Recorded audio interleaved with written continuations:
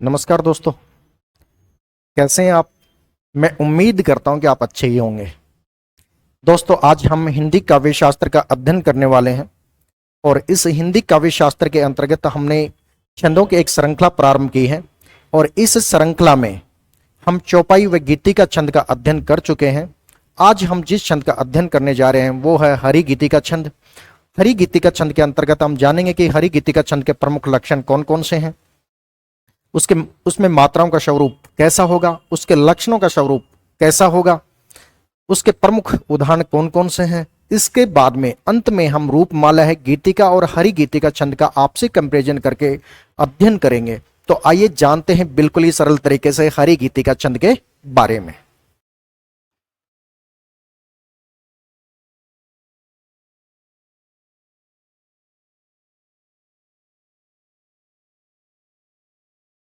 हरि गीतिका छंद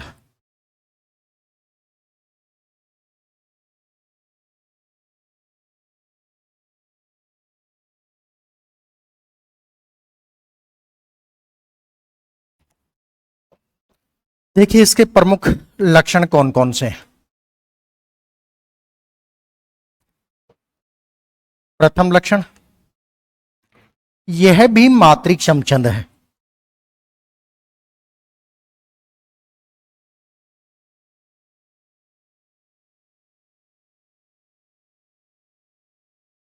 इसका दूसरा लक्षण, इसके 4 चरण होते हैं।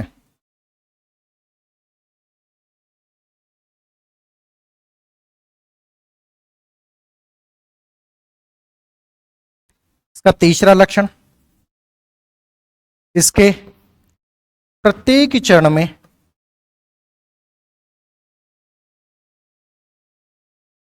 28 मात्राएं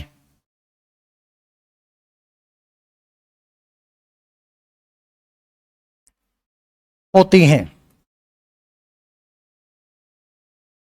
इसका चौथा प्रमुख लक्षण, इसके प्रत्येक चरण में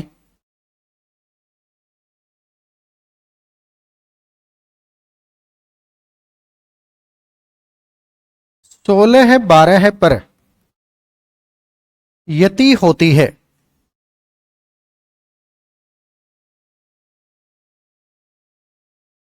इसका पांचवा लक्षण होगा, इसके प्रत्येक चरण के अंत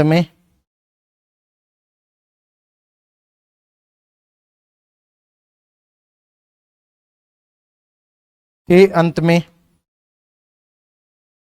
लघु गुरु मात्राएं आती हैं।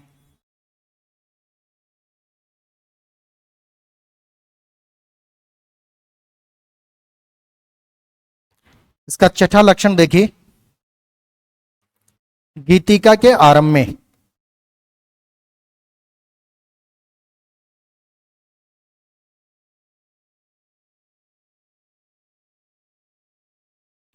गीतिका के आरंभ में 2 मात्राएं बढ़ा देने से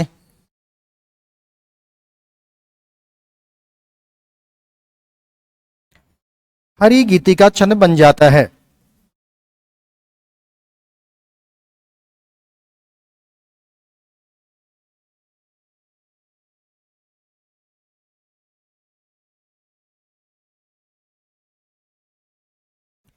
देखिए, ये इसके 6 प्रमुख लक्षण थे हरि गीतिका छंद के। यह भी मातृक्षम छंद है। इसके 4 चरण होते हैं। इसके प्रत्येक चरण में 28 मात्राएं होती हैं। इसके प्रत्येक चरण के अंत में लघु गुरु मात्राएं आती हैं। इसके प्रत्येक चरण में 16 और 12 पर यति होती है। गीतिका छंद के प्रारंभ में 2 मात्राएं बढ़ा देने से वह हरि गीतिका छंद बन जाता है। तो ये थे इसके 6 प्रमुख लक्षण। देखिए यहां पे यह भी मातृक्षम छंद है। यह भी, यहां पर भी शब्द किसको डिफाइन कर रहा है? भी शब्द यहां पर डिफाइन कर रहा है कि इससे पहले हम गीतिका व चौपाई छंद का अध्ययन कर चुके हैं। गीतिका व चौपाई छंद भी मात्रिक समछंद थे। देखिए छंदों का जो वर्गीकरण किया गया है वो छंदों का वर्गीकरण दो भागों में किया गया है, वैदिक छंद और लौकिक छंद। लौकिक छंदों का जो वर्गीकरण किया गया है वो वर्णिक छंदों में और मात्रिक छंदों में किया गया है। जो मात्रिक छंद होते हैं ये भी तीन प्रकार के होते हैं, मात्रिक समछंद है, मात्रिक अर्ध समछंद है, मात्रिक विषम छंद है। उसी प्रकार से वर्णिक छंद है उनका वर्गीकरण भी तीन भागों में किया गया है। और तीन भाग कौन कौन से हैं? वर्णिक समछंद है, वर्णिक अर्ध समछंद है, वर्णिक विषम छंद है। तो ये तो हुआ छंदों का वर्गीकरण। तो यह भी मात्रिक समछंद है। इससे पहले हम चौपाई व गीतिका छंद का अध्ययन पिछली कक्षाओं में कर चुके हैं और वो दोनों भी कैसे छंद थे? मात्रिक समछंद थे। इसी श्रृंखला में तीसरा छंद है हरि गीतिका छंद और ये हरि गीतिका छंद भी कैसा है? मात्रिक समछंद है। तो देखिए मात्रिक समछंद क्या होते हैं कि समछंद क्या होते हैं? जिस छंद के चारों चरणों में मात्राओं की संख्या समान होती है वह मात्रिक समछंद कहलाते हैं। तो ये हुआ इसका प्रथम लक्षण। अब इसका दूसरा लक्षण देखें, इसके चार चरण होते हैं कि ये हरि गीतिका छंद है और हरि गीतिका छंद में चार चरण होते हैं, प्रथम चरण, द्वितीय चरण, तृतीय चरण और चतुर्थ चरण। ये चार चरण होते हैं। तो इसके चार चरण होते हैं। अब देखिए चरण किसे कहते हैं? चरण को हम पाद भी कहते हैं। क्या कहते हैं? पाद भी कहते हैं। काव्य की पंक्ति, काव्य की पंक्ति या छंद की पंक्ति चरण कहलाती है। छंद की पंक्ति चरण कहलाती है। प्रत्येक छंद के प्रत्येक चरण में मात्राओं की गिनती निर्धारित रहती है, इसलिए चरण को लिखने की पद्धति सभी छंदों में अलग अलग है। तो ये हुआ चरण, ये था इसका दूसरा प्रमुख लक्षण। अब इसका तीसरा लक्षण देखिए, इसके प्रत्येक चरण में 28 मात्राएं होती हैं। देखिए यहाँ पे हरि गीतिका छंद है और हरि गीतिका छंद के जो चरण हैं वो चार चरण हैं और प्रत्येक चरण में जो मात्राओं की संख्या होगी वो 28 मात्राएं होंगी। जैसे चार चरण है तो इस चरण के अंत में जो मात्राओं की संख्या होगी वो 28 मात्राएं होंगी। कितनी मात्राएं होंगी? 28 मात्राएं होंगी। फिर देखिए इसका चौथा लक्षण, इसके प्रत्येक चरण में 16 और 12 पर यति होती है।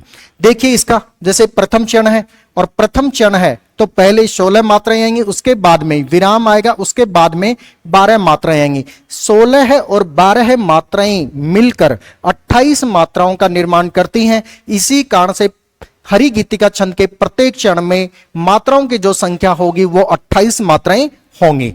तो ये हुआ इसका चौथा प्रमुख लक्षण। अब देखिए इसका पांचवा लक्षण, इसके प्रत्येक चरण के अंत में लघु गुरु मात्राएं आती हैं। देखिए इसके चार चरण हैं और प्रत्येक चरण है, मान लो कि ये प्रथम चरण है और प्रथम चरण जब समाप्त होगा तो यहां पर लघु और गुरु मात्राएं होंगी, लघु और गुरु मात्राएं होंगी, लघु और गुरु मात्राएं होंगी। प्रत्येक चरण में लघु और गुरु मात्राएं होंगी। देखिए इससे पहले हम यति पर चर्चा करना भूल गए कि यति क्या होती है। देखिए जब हम किसी छंद का वाचन करते हैं तो प्रत्येक छंद के प्रत्येक चरण के अंत में जो विराम आता है वो यति कहलाती है और यति का जो शाब्दिक अर्थ होता है वो होता है ठहराव। क्या होता है? ठहराव। तो ये हुई आपकी यति। अब देखिए इसका छठा प्रमुख लक्षण कि गीतिका के आरंभ में 2 मात्राएं बढ़ा देने से हरि गीतिका छंद बन जाता है। देखिए हम पिछली कक्षा में गीतिका छंद के लक्षणों के बारे में जान चुके हैं कि गीतिका छंद के प्रमुख लक्षण कौन कौन से हैं। तो आइए एक बार फिर से गीतिका छंद के लक्षणों के बारे में चर्चा करते हैं। देखिए गीतिका मात्रिक समछंद है, मात्रिक समछंद है। 4 चरण होते हैं, 4 चरण होते हैं। प्रत्येक चरण में 26 मात्राएं होती हैं, 26 मात्राएं होती हैं। ये इसका तीसरा प्रमुख लक्षण है। इसका चौथा लक्षण देखिए, इसमें 14 12 पर यति होती है, प्रत्येक चरण के अंत में लघु गुरु मात्राएं आती हैं, लघु गुरु मात्राएं आती हैं। इसका छठा प्रमुख लक्षण क्या होगा? रूपमाला, रूपमाला के अंत में 2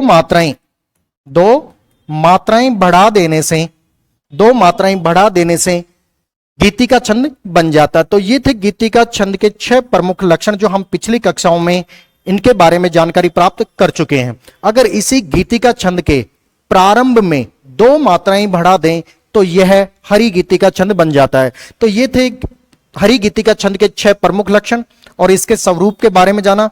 तो आइए अब चलते हैं आगे।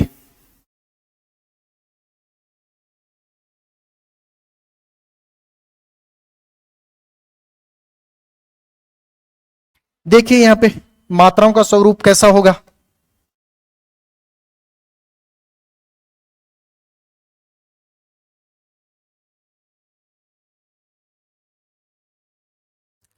देखिए, छंद का अध्ययन करने से पहले, किसी भी छंद के बारे में जानकारी प्राप्त करने से पहले हमें उसमें मात्राओं का प्रयोग किस रूप में होता है इसके बारे में जानकारी प्राप्त कर लेनी चाहिए। छंद शास्त्र के अंतर्गत मात्राओं का जो रूप निर्धारित किया गया है वो दो रूप मिलेंगे, लघु मात्राएं और गुरु मात्राएं। तो देखिए यहां पे लघु मात्राएं कौन कौन सी हैं। लघु मात्राएं, लघु मात्राएं और गुरु मात्राएं।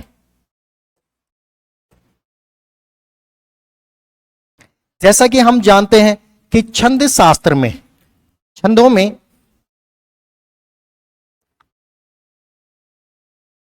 केवल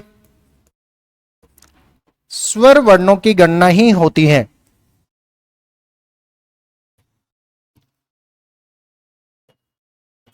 गणना ही होती है, न कि व्यंजन वर्ण की। तो देखिए यहां पे मात्राएं, लघु मात्राएं कौन कौन सी हैं और गुरु मात्राएं कौन कौन सी हैं। अगर हम मात्राओं के बारे में नहीं जान पाएंगे तो छंद के उदाहरणों को हल नहीं कर पाएंगे। तो इसलिए जरूरी है कि हम मात्राओं के बारे में जानकारी प्राप्त करें। तो देखिए लघु मात्राएं, लघु मात्राओं की जो संख्या है वो 4 है। और 4 कौन कौन सी लघु मात्राएं हैं। ए है, ई है, ऊ है और री है। ये 4 ऐसी मात्राएं हैं जो लघु मात्राएं हैं। इनकी गणना एक मात्रा के रूप में होती है, कुछ अंग्रेजी के आई जैसी। इनकी जो गणना होगी एक मात्रा के रूप में, एक मात्रा के रूप में। देखिए गुरु मात्राएं, गुरु मात्राएं हैं जो उनकी संख्या कितनी है, 9 है। कौन कौन सी हैं। आ है, ई है, ऊ है, ए है, आई है, ओ है, औ है, अंग है और ए है।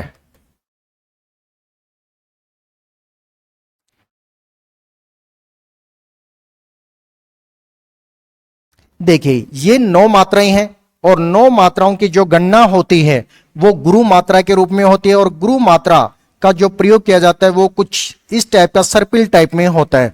अगर हम दूसरे शब्दों में कहें तो अंग्रेजी के कुछ एस जैसा। इनकी जो गणना होती है वो होती है 2 मात्राओं के रूप में, 2 मात्राओं के रूप में, 2 मात्राओं के रूप में। इनकी जो गणना होती है वो होती है 2 मात्राओं के रूप में। देखिए यहां पे खास बात कि इसमें 2 वर्ण है, अंग और अ है। और ये जो आते हैं हिंदी वर्णमाला के अंतर्गत अयोग व वर्ण माने जाते हैं।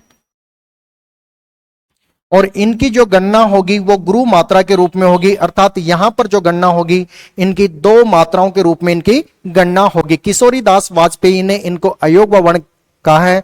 और किशोरी दास वाजपेयी एक व्याकरणाचार्य हैं जिनके द्वारा हिंदी व्याकरण का लेखन किया गया है। तो ये था मात्राओं का स्वरूप, लघु मात्राएं और गुरु मात्राएं। अब चलिए आगे बढ़ते हैं। और आगे बढ़ते हैं तो हम हरि गीति का छंद का एक उदाहरण लेते हैं और उसके माध्यम से हम समझते हैं कि हरि गीति का छंद किस रूप में व्यक्त होगा। देखिए हरि गीति का छंद का उदाहरण।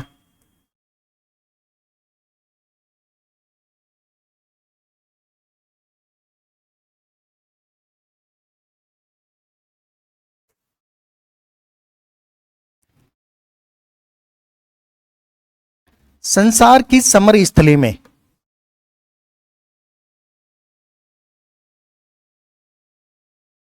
समर स्थली में धीरता धारण करो।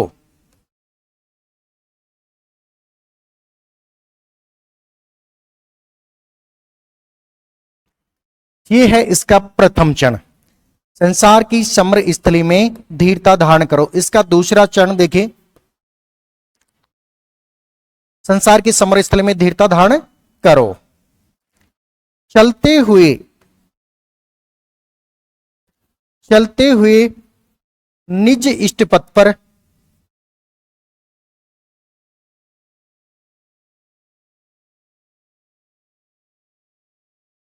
संकटों से मत डरो।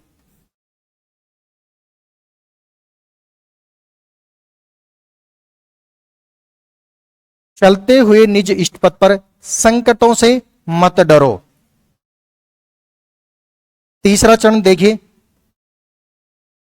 जीते हुए भी मृतक सम रहकर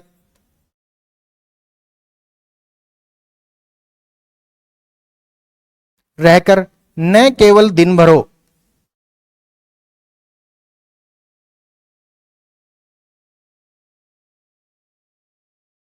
ये था इसका तीसरा चरण। अब देखिए इसका चौथा चरण, जीते हुए भी मृतक सम रहकर न केवल दिन भरो। जीते हुए भी मृतक सम रहकर न केवल दिन भरो,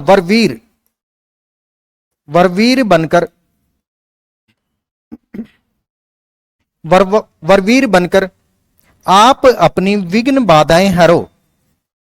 आप अपनी विघ्न बाधाएं हरो।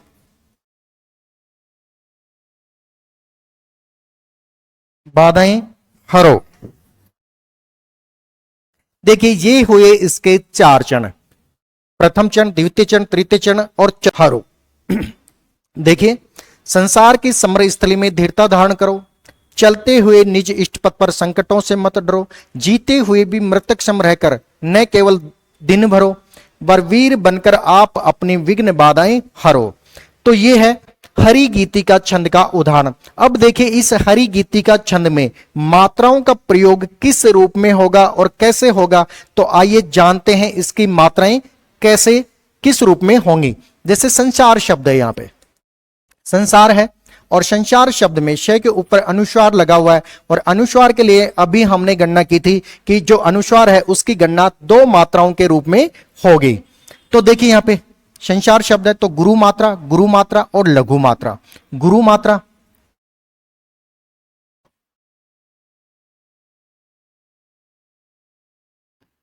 देखिए आगे लघु मात्रा,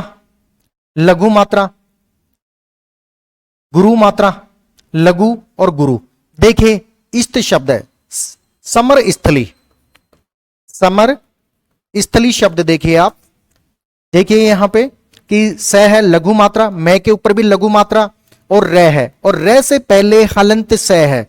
जब कोई हलंत वर्ण हो और हलंत वर्ण के बाद में कोई लघु वर्ण हो तो हलंत वर्ण अपने लघु वर्ण की मात्रा को दीर्घ मात्रा में परिवर्तित कर देगा। तो यहां पर जो मात्रा का रूप होगा वो गुरु मात्रा के रूप में होगी थली। लघु मात्रा और गुरु मात्रा है, तो यहां पर मात्रा का जो रूप होगा लघु लघु गुरु, लघु गुरु। अब आगे देखिए गुरु मात्रा, गुरु लघु गुरु, गुरु लघु लघु, लघु और गुरु। गणना कीजिए यहां से यहां तक मात्राओं की संख्या की गणना कीजिए। 2 2 4 5 6 7 8 9 10 11 12 13 14 15 16 17 18 19 20 21 22 23 24 25 26 27 और 28। देखिए प्रथम चरण के अंत में जो मात्राओं की संख्या होगी वो होगी 28 मात्राएं। 28 मात्राएं। देखिए ये प्रथम चरण था और प्रथम चरण के अंत में जो मात्राओं की संख्या हुई वो 28 मात्राएं हुई। अब ये तो हुई 28 मात्राएं। अब यहां से यहां तक जो विराम लगा हुआ है में तक, यहां तक जो मात्राएं होंगी वो होंगी 16 मात्राएं। कितनी मात्राएं होंगी? 16 मात्राएं। यहां तक जो मात्राओं की संख्या होगी वो 16 मात्राएं होंगी। गणना कीजिए 2 2 4 5 6 7 8 9 10 11 12 13 14 15 और 16। देखो यहां तक ये जो विराम लगा हुआ है विराम तक होंगी 16 मात्राएं। विराम से आगे जब हम आगे बढ़ेंगे तो यहां मात्राओं की जो संख्या होगी वो होगी 12 मात्राएं। कितनी मात्राएं होंगी? 12 मात्राएं। 16 प्लस 12 है, मिलकर बनाएंगी 28 मात्राएं। गणना कीजिए, 2 3 4 5 6 7 8 9 10 और 2 12 मात्राएं। ये हुआ इसका प्रथम चरण। अब देखिए दूसरे चरण में हम मात्राओं की गणना करेंगे, और मात्राओं की गणना किस रूप में होगी? तो देखिए चलते हुए शब्द है, चलते शब्द है, तो यहां पर मात्राओं का जो रूप होगा वो होगा लघु लघु गुरु, लघु गुरु, लघु लघु। इष्ट शब्द है। अब देखिए यहां पे इष्ट शब्द को कैसे हम डिफाइन करते हैं। इष्ट शब्द है और इसके पहले हलंत श है, और हलंत श जब है, कोई हलंत वर्ण है और हलंत वर्ण के पहले कोई लघु वर्ण है, तो हलंत वर्ण क्या करेगा? लघु वर्ण की मात्रा को गुरु मात्रा में परिवर्तित कर देगा। तो यहां पे इष्ट है, यहां पर मात्रा का जो रूप होगा वो गुरु मात्रा होगी, ट के ऊपर क्या होगा? लघु मात्रा। लघु लघु लघु लघु। देखिए संकटों, यहां अनुस्वार है, अनुस्वार है तो गुरु मात्रा होगी, लघु गुरु, गुरु लघु लघु, लघु और गुरु मात्राएं। गणना कीजिए द्वितीय चरण में मात्राओं की संख्या कितनी है? 2 2 4 5 6 7 8 9 10 11 12 13 14 15 16 17 18 19 20 21 22 23 24 25 26 2 28। देखिए दूसरे चरण में भी मात्राओं की जो संख्या है वो कितनी है? 28 मात्राएं हैं। कितनी है? 28 मात्राएं। अब देखिए चलते हुए निज इष्ट पथ पर यहां पे विराम है, और यहां से यहां तक, यहां से यहां तक जो मात्राओं की संख्या होगी वो 16 होगी, और यहां से यहां तक जो मात्राओं की संख्या होगी वो 12 मात्राएं होंगी। गणना कीजिए, 2 2 4 5 6 7 8 9 10 11 12 13 14 15 और 16। देखिए यहां से यहां तक जो मात्राओं की संख्या हुई कितनी हुई? 16 मात्राएं हुई। आगे जब हम बढ़ेंगे विराम के बाद में, तो यहां से यहां तक जो मात्राओं की संख्या होगी वो होगी 12 मात्राएं। 16 और 12 मात्राएं मिलके बनाएंगी 28 मात्राएं। इस प्रकार से हरि गीतिका छंद के दूसरे चरण में जो मात्राओं की संख्या होगी वो 28 मात्राएं होंगी। 16 के बाद में यति होगी, फिर 12 मात्राओं के बाद में यति होगी। ये था इसका दूसरा चरण। अब देखिए इसका तीसरा चरण। तीसरे चरण में मात्राओं का रूप कैसे होगा? देखिए जीते हुए गुरु, गुरु गुरु, लघु गुरु, गुरु। मृतक शब्द है। अब देखिए यहां पे मृतक शब्द है, यह है मृतक शब्द है। यहां पर ये जो मृतक शब्द है, यहां देखिए इस शब्द का जब हम मृ वर्ण का जब विच्छेद करेंगे तो ये जो बना हुआ है हलंत में प्लस में री के मेल से बना हुआ है। ये क्या है? री के मेल से। जब भी किसी शब्द के नीचे इसी प्रकार का चिन्ह लगे तो यह चिन्ह होता है ऋषि। क्या होता है? ऋषि, जिसका उच्चारण हम व्यंजन के समान री के रूप में करते हैं, किंतु इस री को लेखन में काम में लेते हैं, और इसका जो लेखन में काम होता है वो स्वर की तरह से होता है, और यही कारण है कि हम इसकी गणना स्वर वर्णों के अंतर्गत करते हैं। तो देखिए मृतक शब्द है, इसका विच्छेद किया हलंत में प्लस में री। अब ये क्या कि मैं है, मैं के पहले कोई भी वर्ण नहीं है तो इसका कोई महत्व नहीं है, तो यहां पर जो मात्रा का रूप होगा वो लघु मात्रा होगी। कैसी मात्रा होगी? मृ के ऊपर जो मात्रा होगी वो लघु मात्रा होगी। लघु लघु लघु लघु लघु लघु लघु लघु लघु, गुरु लघु लघु, लघु लघु, लघु और गुरु मात्रा। गणना कीजिए तृतीय चरण में मात्राओं की संख्या कितनी होगी? 2 2 4 5 6 7 8 9 10 11 12 13 14 15 16 17 18 19 20 21 22 23 24 25 26 और 2 28। देखिए तृतीय चरण में भी जो मात्राओं की संख्या हुई वो कितनी मात्राएं हुई? 28 मात्राएं हुई। कितनी मात्राएं हुई? 28 मात्राएं हुई। अब ये 28 मात्राएं तो हो गई। अब देखिए यहां पे रह शब्द पर क्या है? रह शब्द के आगे विराम है, तो यहां से यहां तक जो मात्राओं की संख्या है तो मात्राओं की संख्या होगी 16 मात्राएं। कितनी मात्राएं होंगी? 16 मात्राएं। गणना कीजिए, 2 2 4 5 6 7 8 9 10 11 12 13 14 15 और 16। देखिए यहां से यहां तक मात्राओं की जो संख्या हुई 16 मात्राएं हुई। तृतीय चरण में जो विराम आया वो कितने पे आया? 16 पर। अब हम बढ़ते हैं आगे। यहां से लेकर यहां तक जो मात्राओं की संख्या है वो कितनी मात्राएं हैं?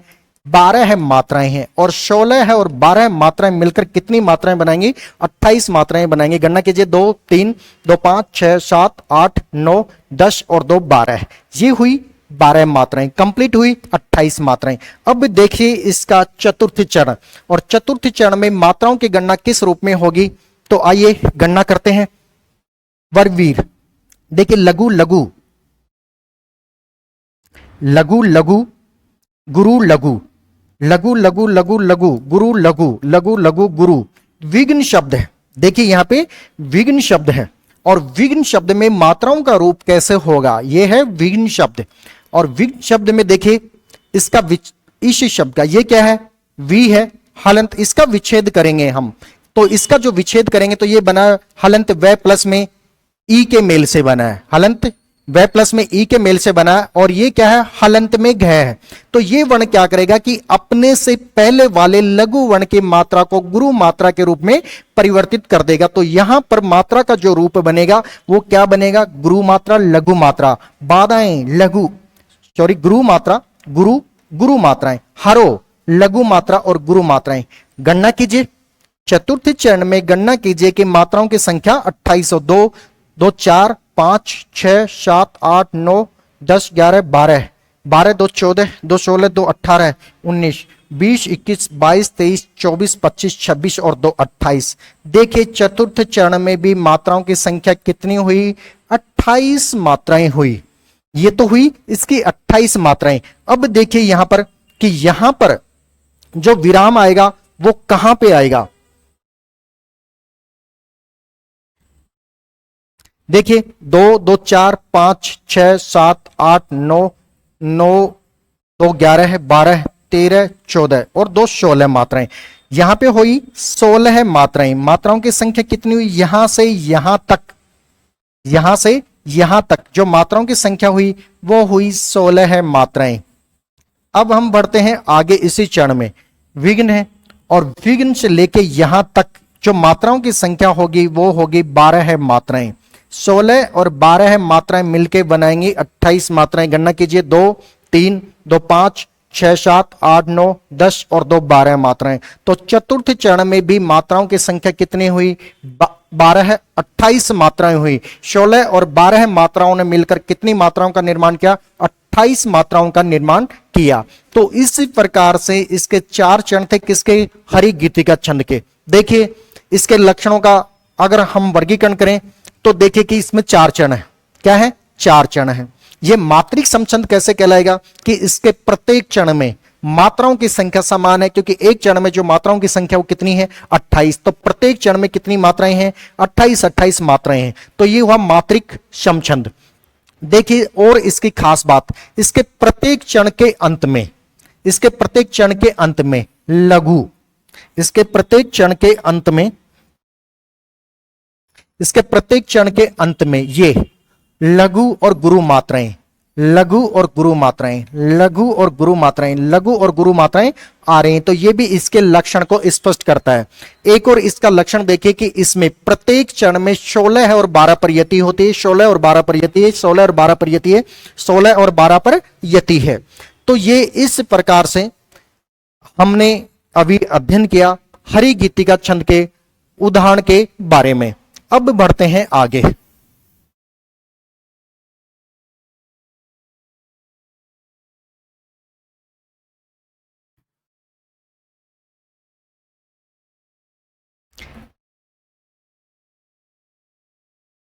देखिए आगे बढ़ते हैं तो हमारे पास में एक छंद है रूपमाला।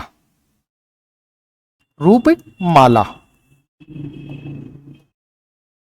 छंद जो है वह है रूपमाला।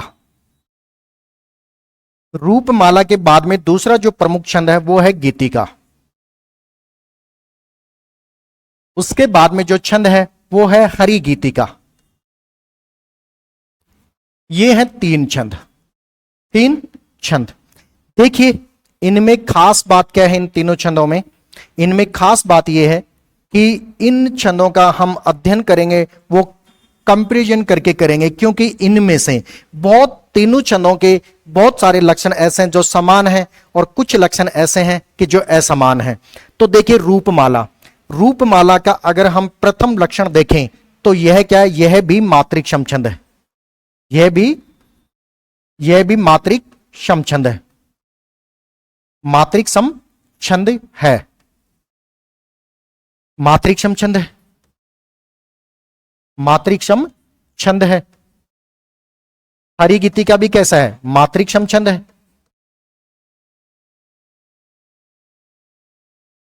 ये हुआ तीनों का प्रथम लक्षण जो समान है। दूसरा लक्षण देखिए, चार चरण है, चार चरण होते हैं, इसके भी चार चरण होते हैं, चार चरण होते हैं, इसमें भी चार चरण होते हैं,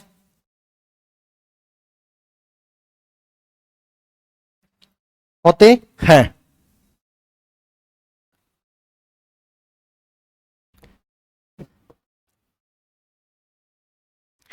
तीसरा लक्षण देखिए इसका, प्रत्येक चरण में 24 मात्राएं होती हैं, मात्राएं होती हैं। प्रत्येक चरण में 26 मात्राएं होती,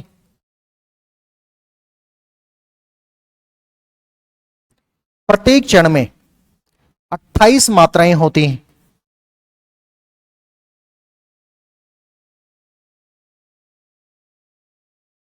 मात्राएं होती हैं।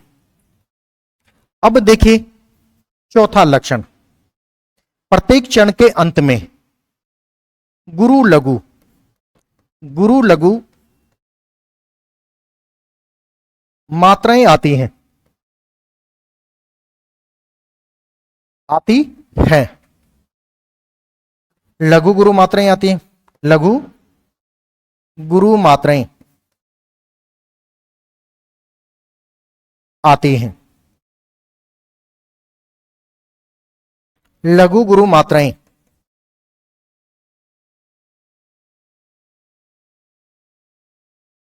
लघु गुरु मात्राएं आती हैं।